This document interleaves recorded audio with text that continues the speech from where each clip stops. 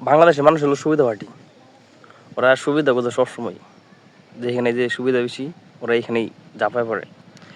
ওই কালকে দেখে মনে করেন যে বাংলাদেশে যা আছে সব কিছু বন্ধ, শিক্ষা প্রতিষ্ঠান, গার্মেন্টস কারখানা, মিল কারখানা যা আছে, টু জেড যা আছে টোটালি বন্ধ দিছে 10 তারিখ থেকে বন্ধ।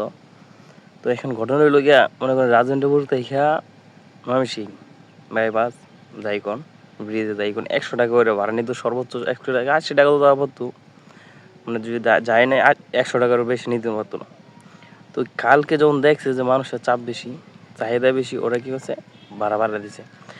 যদি 100 টাকা করে নেয়, ওরা যদি মনে করেন লাভবান হইতো, পুষতো, তাহলে ওরা 500 টাকা করে কালকে নিতেছে।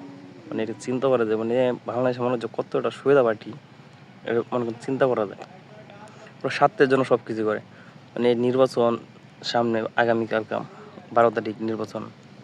তো সবাই কিন্তু নির্বাচনের জন্য ছুটি, অনেকে আবার বাড়িতে যাইবো, ঘুরে টুরে আইবো যায়।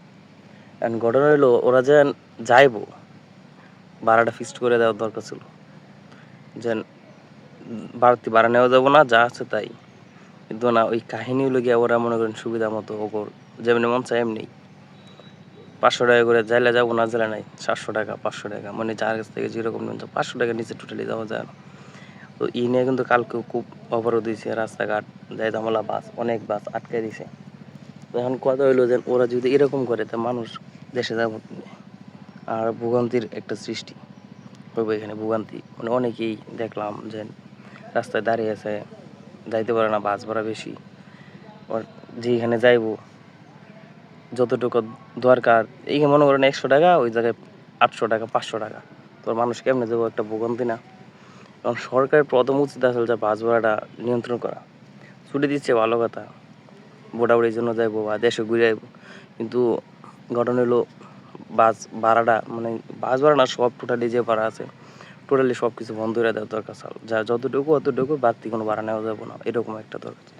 কিন্তু না, বাংলাদেশের মানুষ যে কতটা সুবিধা পার্টি, এটা দেখলে বোঝা যায়। ওপর কালকে যারা গেছে বা আজকেও যারা যেতেছে, সেম কাহিনী। ওরা সুবিধার জন্য, ওরা সুবিধা পার্টি, ওরা যেমনি মন এমনি। প্রতিবাদ আপনি কেমনে করবেন? আপনি মনে যাবেন না, আপনি প্রতিবাদ করবেন, কিন্তু আরো 5 জন টিকে যাইব, ভাড়া দেখার সময় না, ওরা যাইবই। তাইলে এটা কেমনি কি? মানে ওই নিয়ে সরকার সবার আগে পদক্ষেপ নেওয়া দরকার। যেন ছুটি ঠিক আছে দিল, ভালো কথা, যারা যাইবো বাস ভাড়া একটু যে যা আছে সর্বোচ্চ যত টাকা নিয়ে থাকি, মানে লোকাল যেমন যত টাকা নেই অত টাকা নেওয়ার দরকার। কিন্তু না, আমরা সবাই মনে করেন সুবিধা পাটি, ওরা সব